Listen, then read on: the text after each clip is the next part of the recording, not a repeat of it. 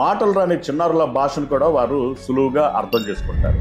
వారెవరో కాదు, శిశు వైద్య నిపుణులు. ఇప్పుడు మనతో ప్రముఖ శిశు వైద్య నిపుణులు డాక్టర్ గౌతమి అడుసుమిల్లి గారు మనతో ఉన్నారు. నమస్కారం డాక్టర్. నమస్తే అండి. డాక్టర్స్ ప్రిస్క్రైబ్ చేసిన ఈ దగ్గు మందు గురించి బాగా ఈ మధ్యకాలంలో వార్తలు, పిల్లలు చనిపోవడం.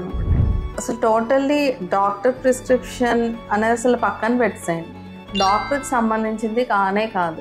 It's purely related to system అన్నమాట. పిల్లలకి మన ఇమ్యూనిటీ పవర్ అనేది తక్కువ ఉంటుంది కాబట్టి బయట వాతావరణంలో పార్కు లాంటి చోటకి మనము సజెస్ట్ చేయవచ్చు. ఇమ్యూనిటీ తక్కువ ఉండటం జనరలైజ్డ్ గా అలా ఏం టర్మ్ లేదండి.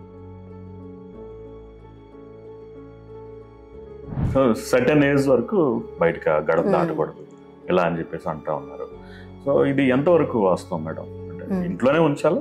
ఒక 3 months వరకు ఎక్కువ విజిటర్స్ ని అలౌ చేయొద్దు ఇంటికి.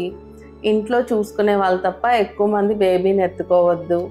ఫ్యామిలీలో అందరూ బిడ్డను ఎత్తుకోవచ్చా లేదా వన్ పర్టికులర్ డెడికేటెడ్ పేరెంటింగ్ అన్నా?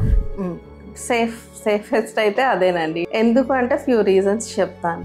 ఇవన్నీ ఏంటంటే పార్ట్ ఆఫ్ ఇన్ఫెక్షన్ ప్రివెన్షన్ అన్నమాట. ఈ బ్రెస్ట్ ఫీడింగ్ ఎంతవరకు ఎంకరేజ్ చేయొచ్చు మేడం?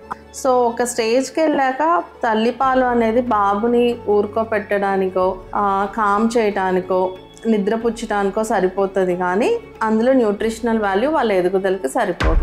సో ఫుడ్ పెట్టడం స్టార్ట్ చేసినప్పుడు మనకి సేఫెస్ట్ ప్రూవెన్ గుడ్ సెరియల్స్ అంటే ధాన్యాలు ఏవంటే ఒకటి రైస్.